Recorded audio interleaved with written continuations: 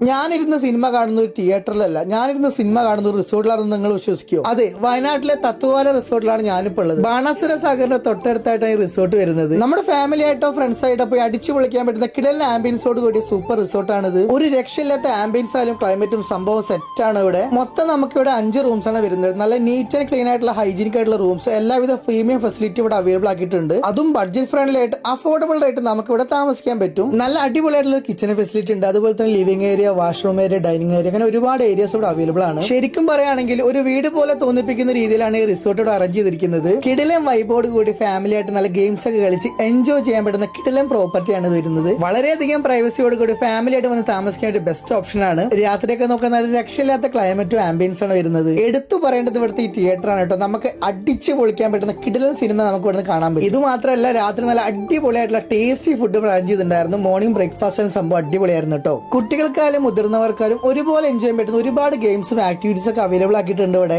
ഒന്നും നോക്കാല്ലേ, ഫാമിലി ആയിട്ടും ഫ്രണ്ട്സ് ആയിട്ടും അടിച്ചു പൊളിക്ക് നേരെ ഇങ്ങോട്ട് പോകുന്നവരുടെ അടുത്ത് ഇവിടെ കാണുന്നവരിക്കും. ബൈ.